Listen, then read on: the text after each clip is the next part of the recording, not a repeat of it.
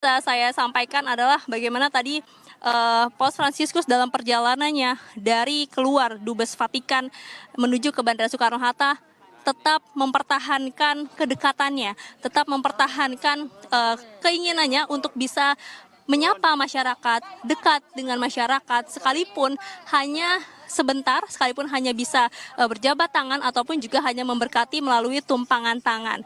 Nah, Adisti dan juga saudara, kita akan melihat secara langsung ini adalah rombongan dari Paus Fransiskus yang sudah tiba di VIP Bandara Soekarno-Hatta.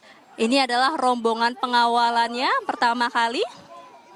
Memang tetap ada pengamanan, tetap ada protokoler untuk tetap memastikan bahwa kepala negara Vatikan ini atau kepala negara Tahta Suci ini tetap berada dalam situasi yang aman. Nah, Paus Fransiskus masih menggunakan mobil SUV One yang juga tetap menurunkan jendelanya, kacanya untuk bisa dadah dan juga menyapa masyarakat secara langsung. Sayangnya memang tidak bisa berhenti di Bandara Soekarno-Hatta ini karena memang kalau kita melihat jadwal sebenarnya sudah harus berangkat pada pukul 9.45, tapi ini sudah pukul 10. Jadi nampaknya memang mereka mengejar juga perjalanan ataupun juga waktu untuk segera take off dan lanjut ke negara Papua Nugini.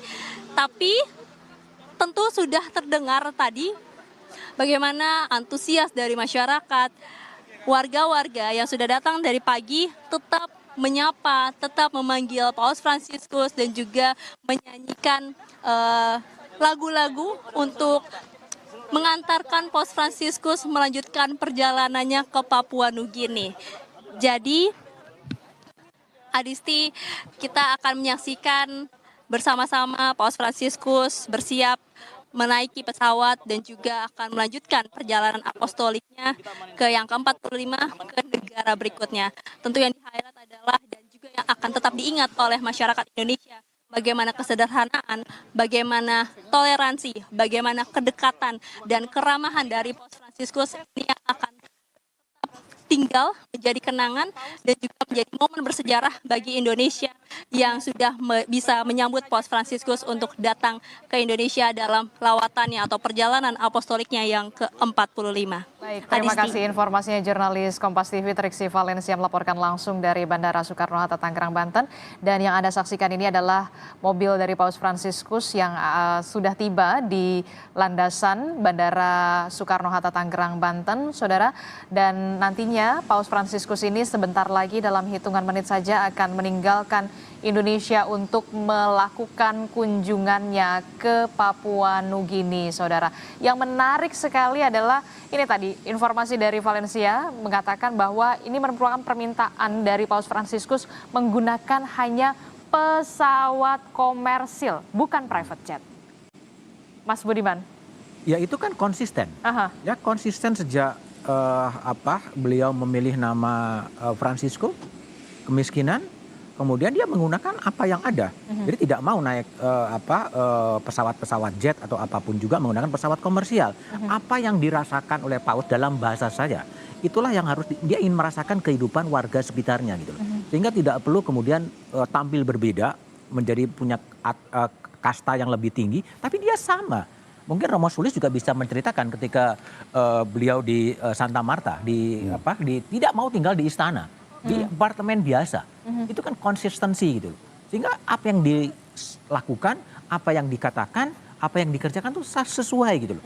Nah, kalau kita kembali domestifikasi di Indonesia, kan beda. Apa yang dikatakan kadang-kadang berubah-ubah, apa yang dilakukan improvisasinya terlalu banyak variabel-variabel yang bisa mengubah sehingga orang tuh bingung ini sebetulnya apa. Tidak mau dispesialkan lah ya, biasa saja, sama seperti manusia biasa. Iya, karena itu kredonya kan dia lebih suka gereja menjadi yang miskin gitu kan. Kalau dalam bahasa kalau kata gereja itu diganti katakanlah, pemerintah itu menjadi bagian dari masyarakat, kampus menjadi bagian masyarakat, sehingga semuanya terdedikasikan untuk kepentingan publik yang lebih luas ya. Nah itu kan Paus sedang bersalaman dengan Menteri Agama ya, Menteri Agama untuk menuju, saya tidak tahu berbicara apa, apakah juga akan menyampaikan pesan-pesan yang sama yang disampaikan secara khusus kepada Menteri Agama, kita juga tidak tahu, tidak terdengar, tapi itu sesuatu yang penting ya sebelum meninggalkan tanah air menuju kepada ke Port Moresby gitu. Tapi harapannya sih pesan-pesan itu akan tetap, karena itu pesan universal ya, tetap bisa akan berlaku, dan sejauh mana akan itu bisa mengubah perilaku elit politik gitu, mengubah perilaku kita semua. Dan juga syukur-syukur kalau bisa mengubah perilaku kebijakan dari pemerintah agar punya afirmasi terhadap kelompok-kelompok yang termarginalkan gitu, tanpa harus kemudian menurunkan kelompok-kelompok yang lebih beruntung dari itu semua. Gitu. Oke. Banyak sekali pesan yang dibawa, dicontohkan dari seorang Paus Fransiskus di Indonesia, selain soal kesederhanaan tapi juga soal bagaimana tidak ada jarak di antara Paus Fransiskus dan juga warga. Termasuk juga kita lihat bersama bahkan pesawat yang digunakan oleh seorang Paus Fransiskus yang merupakan pemimpin tertinggi dari umat Katolik sedunia. Ini menggunakan pesawat komersial Garuda Indonesia, bukan private jet.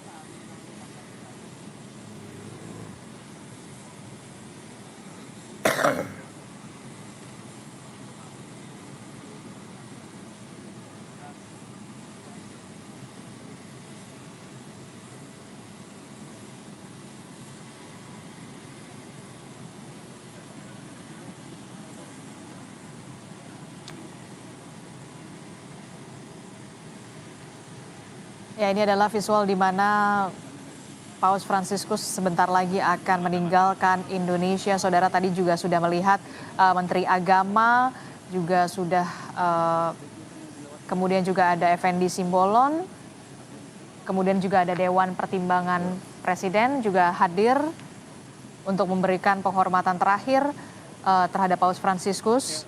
Akan meninggalkan Indonesia, saudara, untuk melanjutkan kunjungannya ke Papua Nugini.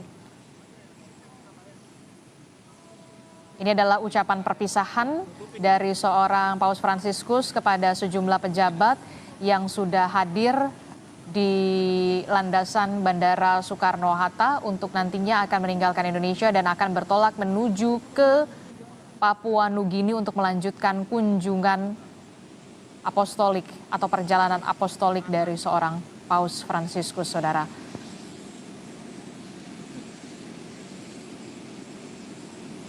Kita tahu bersama Paus Fransiskus sudah berada di Indonesia sejak tanggal 3 September 2024 yang lalu dan akan melanjutkan kunjungannya ke Papua Nugini.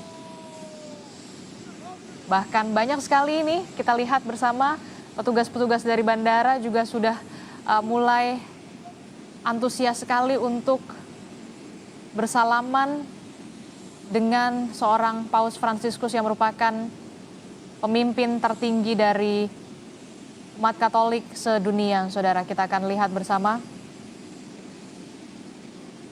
Oke, kita akan lihat.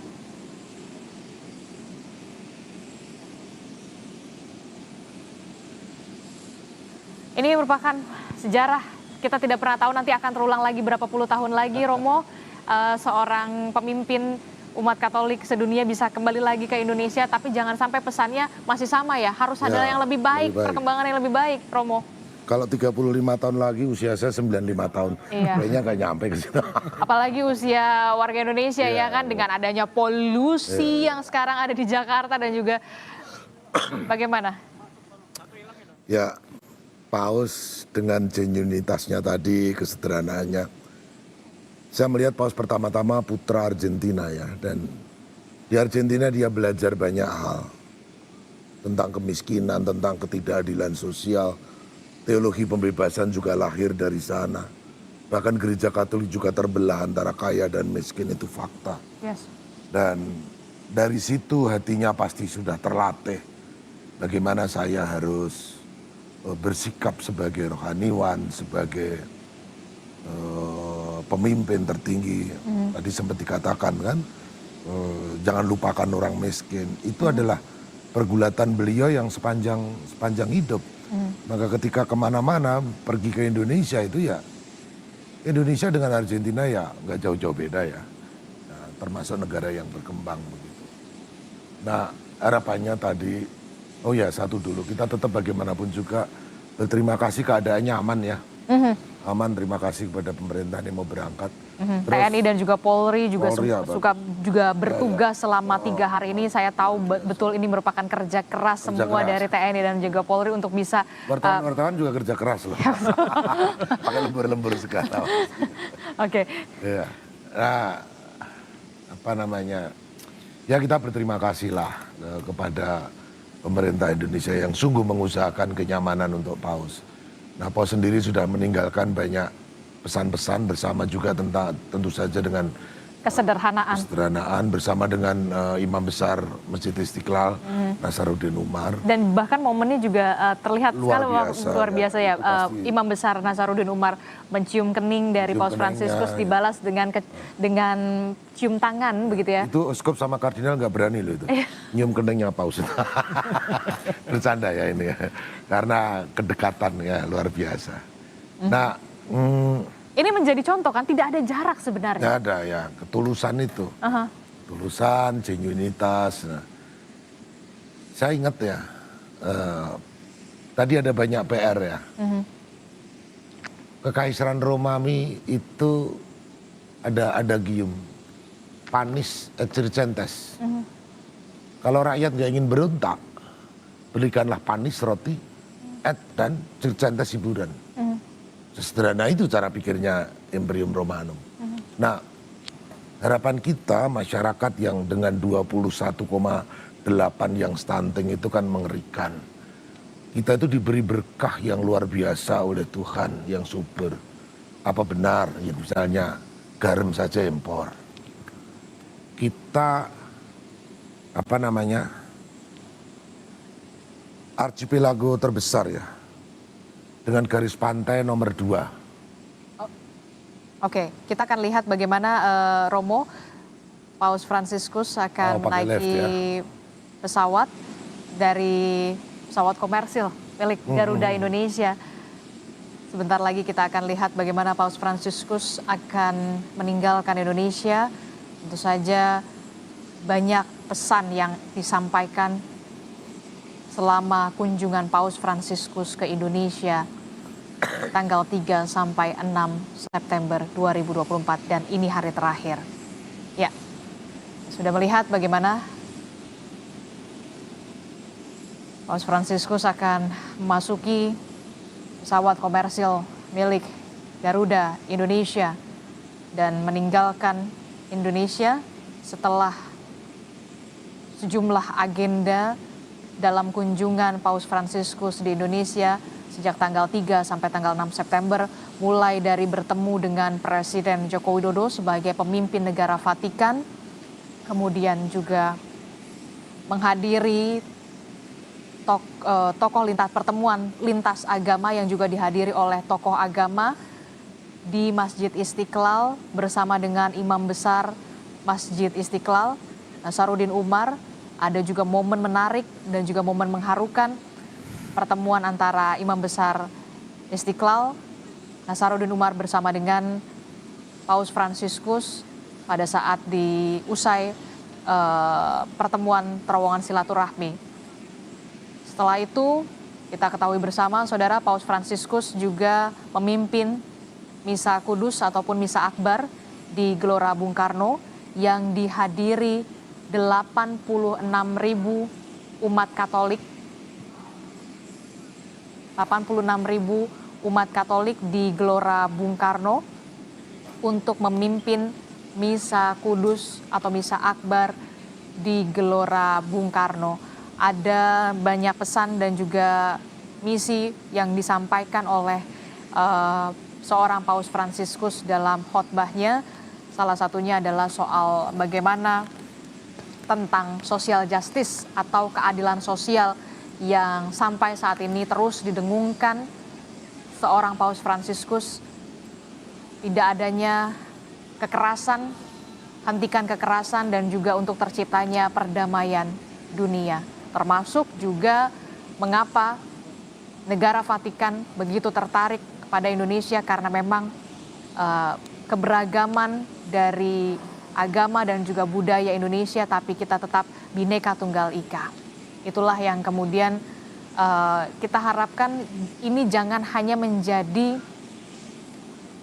event formalitas selama 3 hari, tapi implementasi yang harus dilakukan oleh seluruh umat, tidak hanya umat Katolik, tapi juga warga Indonesia, termasuk juga elit-elit kita, pemerintahan kita yang harus benar-benar bisa mengimplementasikan soal keadilan sosial, termasuk juga soal pola hidup sederhana. Iya, Gimana? jadi yang harus dibaca sebetulnya pesan soal katakanlah orang miskin. Itu pesan yang universal, ya, bukan semua agama akan berbicara soal orang miskin. Kalau kita merujuk kepada konstitusi, fakir miskin dipelihara oleh Fakir miskin dan negara, anak-anak terlantar. dipelihara oleh negara. Itu kan teks konstitusi, ya. Dan itu 34. sudah jelas. Sudah jelas, sudah clear, itu dipelihara oleh negara lah. Sehingga bagaimana teks itu kemudian bisa diwujudkan, bisa diimplementasikan. Sehingga itu akan semakin jadi gitu. Sehingga janji-janji kemerdekaan, janji-janji yang ada di konstitusi itu betul-betul bisa segera mewujud. Kan ingat pidato Soekarno di 1 Juni 1945. Di era kemerdekaan tiada lagi kemiskinan. Ya, nah, itulah sekarang PR-nya 25,2 juta. Itu asumsinya kalau pengeluarannya adalah sekitar 2,5 juta. Kalau kemudian pengeluaran itu dinaikkan, akan makin besar juga orang miskin. Apakah itu masih sudah sesuai dengan tujuan kita hidup bernegara? Nah, itulah pekerjaan-pekerjaan rumah yang memang harus bisa ditangkap, ya, bisa ditangkap oleh elit, oleh pemerintahan baru. Apalagi yang- ini 5 tahun lah ya, harusnya bisa dari nol lah ya untuk bisa menciptakannya. Iya, jadi banyak tadi ya kita berbicara bahasa paus itu kan bahasa-bahasa diplomatik yang memang tidak mungkin beliau langsung kepada straight to the point. Ya. Kan dalam pidatonya kan beliau juga mengatakan ya, jika benar kalian tuan rumah tambang emas terbesar di dunia. Spesifik ya. Ya, harta yang paling berharga adalah kemauan agar perbedaan tidak menjadi alasan untuk bertikai, tetapi diselaraskan dalam kerukunan dan rasa saling menghormati. Disinggung soal tambang itu sebagai kekayaan. Tapi yang lebih penting adalah bagaimana perbedaan, bagaimana manusia-manusia ini diperhatikan. Itu dalam bahasa low context yang saya coba pahami. Nah, itu semangat-semangat itulah yang menjadi pekerjaan rumah, sehingga show tontonan 70 jam dari Paus melalui berbagai media sosial, itu kan luar biasa. Dan seharusnya itu menjadi refleksi, ya, refleksi bagi kita semua. Dan Paus clear ya, menyukakan bagi kewajiban manusia yang bekerja di bidang politik, ya, untuk betul-betul mengawal ini semua, mengawal kemajemukan, mengawal kemaslahatan bersama, mengawal ketimpangan, mengawal hak asasi manusia untuk betul-betul diwujudkan. Spesifik pesan itu disampaikan kepada orang-orang yang bekerja di wilayah politik. Nah, itu yang harus terus diingatkan, menjadi early warning system. Ya, early warning, mengingatkan bahwa akan ada bahaya kalau gap kemiskinan itu kemudian dibiarkan. Karena keadilan sosial itu kan sebenarnya akan mewujud pada sebuah perdamaian. Agak susah mewujudkan sebuah perdamaian tanpa ada social justice. Social justice bukan hanya the have and the have not, tetapi kesenjangan spasial dan lain sebagainya. Itu kalau ini kan menyangkut perasaan ya. Orang yang merasa tidak adil, tidak adil, melihat yang begini, ini kan akan banyak lihat nanti setelah Paus ke Port Moresby, apa yang akan terjadi. Lu juga akan lihat, oh udah kembali lagi. Adisti, saya ingat refleksi COVID ya. COVID 2 tahun menerpa Indonesia. Ya, orang betul-betul terpukul dengan COVID. COVID sekarang kembali sudah relatif selesai. Apa yang bisa dipelajari dari COVID? Perilakunya tetap sama saja. Tidak ada sesuatu yang diperbaiki. ya kan, kesadaran hidup juga sama saja. Kalau kita naik pesawat, kalau dulu COVID sebelum sebelum turun orang harus duduk dulu semuanya, sampai keluar satu persatu. Jaga jaraknya, Jaga jarak. tertibnya, Sekarang udah enggak. kembali normal. Artinya apa? Apakah bangsa ini harus meningkatkan menjadi nation learning, bangsa yang pembelajar dalam semua peristiwa-peristiwa itu, sehingga hari ini harus lebih baik dari kemarin dan hari besok harus lebih baik daripada hari ini. Kalau enggak kita akan begini-begini terus gitu loh. Nggak akan kemana-mana. Nggak akan kemana-mana, sehingga speech-nya Yohanes Paulus harus diulang lagi. Omongan tadi Romo Sulis menyebutkan soal kemunafikan. Itu kan juga pidatonya Mohtar Lubis di tahun 74. Berbicara soal karakter manusia Indonesia. Ya sekarang masih begini-begini saja gitu loh. Nah inilah yang menjadi bangsa pembelajar yang sesuatu hentakan-hentakan itu bisa mengubah perilaku dari masyarakat. Dan itu butuh keteladanan. Itu butuh keteladanan. Dan kita juga berharap ada keteladanan itu di pemimpin-pemimpin kita nantinya. Romo. Jelas dong. Pemimpin disumpah untuk melayani masyarakat. Pemimpin jadi begini. Kita menyebut pemimpin secara spesifik politisi ya. Negara ini hancur apa tidak bergantung politik. Pada pemimpinnya. Agama benar apa tidak Tergantung pada tergantung pemimpin. politik. Ya kan. Pendidikan baik apa tidak. Jadi sebetulnya tugas politisi itu tugas yang sangat luhur. Ya, sangat luhur. Paus juga menyebut itu. Cuman kita telah belajar juga seolah-olah politik itu perkara busuk, akal-akalan dan sebagainya. Nah, harus kita kembalikan kepada martabat yang sangat mulia. Bagaimana kaum politisi itu betul-betul melayani masyarakat yang dengan istilah bonum commune itu.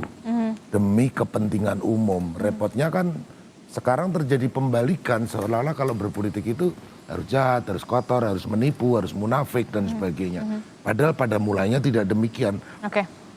Oke, kita akan lihat Romo dan juga Mas Budiman, kita akan lihat gambar terkini di mana tadi baru saja kita lihat pintu dari tertutup, pintu dari pesawat Garuda Indonesia yang akan membawa Paus Fransiskus ke Papua Nugini untuk melanjutkan kunjungannya di negara Papua Nugini setelah 3 hari ini, saudara.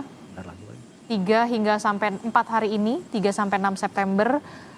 Paus Fransiskus ini berkunjung di Indonesia dengan sejumlah agenda dan juga membawa pesan yang banyak sekali kita bisa lihat, termasuk tadi kita sudah membahas soal bagaimana dengan adanya kunjungan Paus ini bisa merefleksikan diri tidak hanya bagi umat Katolik tapi bagi seluruh rakyat Indonesia. Tampak sekali antusias tadi sebelum Paus Fransiskus meninggalkan Kedutaan Besar Vatikan. Ini menunjukkan bahwa Paus Fransiskus ini merupakan salah satu sosok yang kemudian dinantikan oleh tidak hanya umat Katolik tapi juga tokoh lintas agama dan juga warga lintas agama lainnya, termasuk juga kerinduan akan pemimpin yang punya genuinitas di Indonesia, yang tulus untuk menyapa warga, melihat secara langsung dan kita akan melihat sebentar lagi, saudara, sosok Paus Fransiskus akan meninggalkan Indonesia dan akan bertolak ke Papua Nugini. Permintaan yang diajukan oleh Paus Fransiskus adalah menggunakan pesawat komersil. Pesawat komersil, bukan private jet. Bahkan ini adalah menggunakan pesawat Garuda Indonesia yang akan membawa Paus Fransiskus menuju ke Port of Moresby di Papua Nugini. Saudara, sebelumnya juga Paus Fransiskus juga dari Italia ke Indonesia juga menggunakan pesawat komersil yang dicharter, saudara. Dan ini menunjukkan bagaimana kesederhanaan dari seorang Paus Fransiskus dan tidak ingin dispesialkan, begitu ya, ingin dispesialkan dalam kunjungannya, termasuk juga bagaimana kita melihat pada saat Paus Fransiskus selama kunjungannya di Indonesia menggunakan kendaraan berwarna putih, hanya SUV, begitu, dan selalu membuka kaca jendela mobilnya, bahkan berada duduk di bagian depan Dan kita tentu saja patut bersuka cita dan juga berbangga dan berbahagia seorang Paus Fransiskus mau berkunjung ke Indonesia. Begitu ya, bahkan banyak sekali anak-anak, bayi, anak-anak berkebutuhan khusus. Ya. Dan apa ya, Paus Fransiskus Smiling Pope gitu ya, kita melihat secara langsung bagaimana ketulusan dari seorang Paus Fransiskus. Ya. Termasuk di misa kemarin ya? Di misa kemarin dengan ya, umurnya sudah 87 ya, sudah tidak muda lagi. Lalu ada sakit di kaki juga. Tapi dengan segenap upaya mencoba menganimasi masyarakat yang lama tidak mendapatkan kunjungan ke Paus itu sesuatu yang luar biasa. Kita berharap juga Paus ini nanti masih ada 3 negara ya? Iya, ada 3 negara. Tetap sehat. Kita mendoakan terus semoga tetap sehat. Nanti masyarakat di Papua, umat Katolik, umat pada umumnya juga mendapatkan berkah pesan tersendiri. Dari Papua kemudian ke Timor Leste atau Timor Leste, Gili itu ke Singapura. Mantan saudara kita. Baru kemudian ke Singapura masih dengan pesan itu. Kembali ke Indonesia, saya mau menyinggung sedikit tadi boleh ya? Boleh dong. Ya, jadi tadi soal Panis ya. Rakyat sederhana itu ya sederhana kok pemikirannya. Masyarakat sederhana itu butuh makan dan merasa nyaman. Faktanya di Indonesia mencukupi beras saja masih swasembada. Kedelai makanan rakyat itu ada lagunya di Jawa. Tahu, tempe, impornya berapa persen itu. Garam saja impor. Ini masalah impor mengimpor ini ada apa? Kok sampai sangat senang mengimpor? Itu artinya bagaimana kemudian pemerintah juga harus bisa mengupayakan kesejahteraan kepada rakyat. Itulah yang kemudian mungkin bisa kita impor ya, makanan tercukupi. Tapi kan itu bahaya. Kayak kemarin misalnya pada masa pandemi. Semua butuh sustainability di masing negara. Nah, salah satu usaha yang paling pokok itu jangan lupakan pertanian. Dan itulah yang kemudian juga bisa kita lihat bagaimana kesederhanaan dan juga kesahajaan dari seorang Paus Fransiskus ya. Kita akan mengajak pemirsa Kompas TV untuk melihat bagaimana visual terkini dari Bandara Soekarno-Hatta, Tangerang, Banten, di mana tampaknya pesawat Garuda Indonesia akan segera bersiap untuk membawa Paus Fransiskus akan meninggalkan Indonesia menuju ke Papua Nugini untuk melanjutkan kunjungannya, saudara. Dan ini dia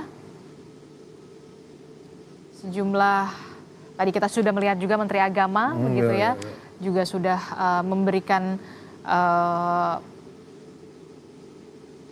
Sebentar lagi kita akan melihat Paus Fransiskus akan meninggalkan Indonesia, saudara.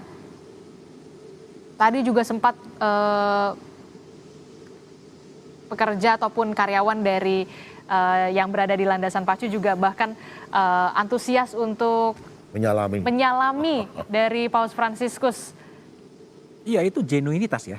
Jadi ya kadang-kadang dia melihat, dipanggil, diberkatin gitu kan, itu kan sikap-sikap yang genuine gitu. Sehingga ya itulah sosok dari Paus Fransiskus yang saya pahami ya. Saya pahami, saya juga pernah ikut misa di Basilika Santo Petrus gitu, sehingga memahami ya begitu, selalu menyalami siapa yang dekat disalamin. Dan tidak ada jarak ya, memang. Tidak ada jarak gitu, tidak ada jarak. Dan saya juga agak menarik ketika percakapan dengan salah seorang wartawan yang menanyakan soal di penerbangan dari Italia ke Jakarta, pandangan dari Paus Fransiskus soal imigran dan refugee gitu kan. Dia mengatakan imigran dan refugee selalu ada pada diri saya gitu. Itu kan menunjukkan sebuah komitmen yang luar biasa gitu. Orang-orang yang di-exclude oleh negara justru ada pada diri dia. Itu adalah simbol humanisme, simbol kemanusiaan yang lintas batas, yang tidak pernah dipahami oleh kepentingan-kepentingan negara, apalagi kepentingan-kepentingan politik. Nah, inilah yang menjadi sosok yang penting. Sudah akan sudah bergerak. Iya, kita akan lihat bagaimana yang hadir di landasan pacu juga sudah melambaikan tangan ucapan perpisahan kepada Paus Fransiskus yang segera meninggalkan Indonesia, saudara.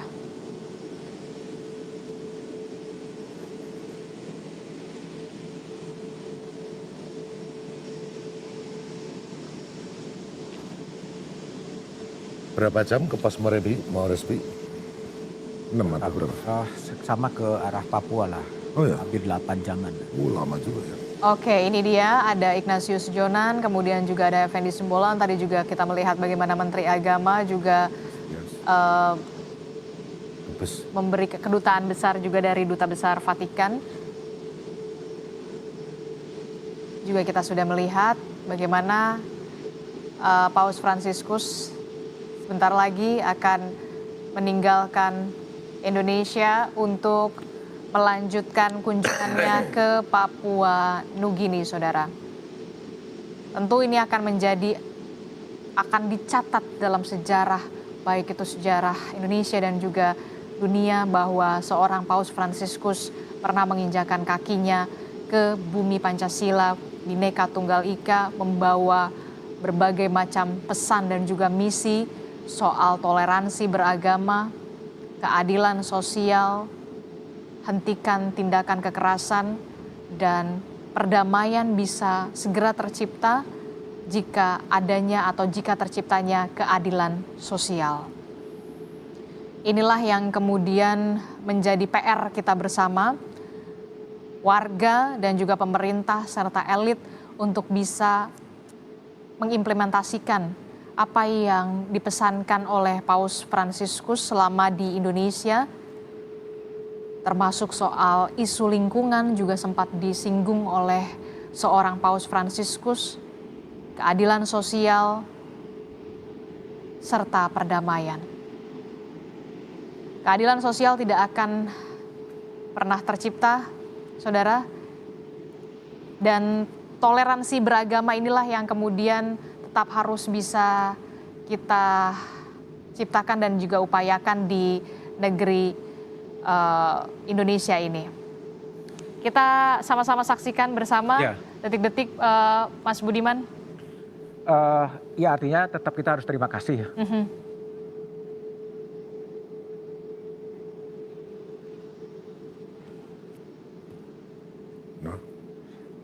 Ya, artinya apapun semuanya sudah berjalan dengan lancar, dengan baik. Ya, terima kasih pada pemerintah Indonesia.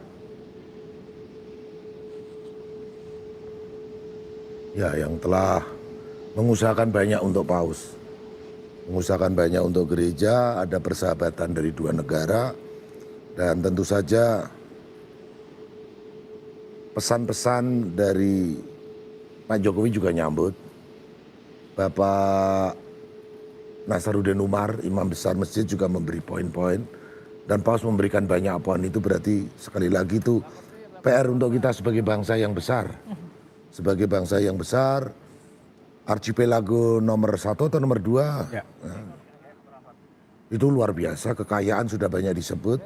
Cuman kita juga punya masalah yang sangat besar sebagai bangsa. Dan kalau tadi jangan sampai stuck, saya hanya mau mengutip kata-kata Bung Karno, jas merah. Karena kalau bangsa yang tidak belajar dari sejarah, ya kita akan jatuh kepada pengalaman yang sama, itu lagi. Misalnya pada zaman Soeharto itu menggunakan teori Rosto, teori pembangunan, tinggal landas dan sebagainya. Dibikin GBHN dan seterusnya. GBHN ada. Nah, sekarang pemerintah mencoba membuat ada tujuan 2045 ya. Kita kembali lagi melihat bagaimana visual terkini di mana pesawat Garuda Indonesia yang akan membawa Paus Fransiskus melanjutkan lawatannya atau kunjungannya ke Papua Nugini ini akan lepas landas, saudara.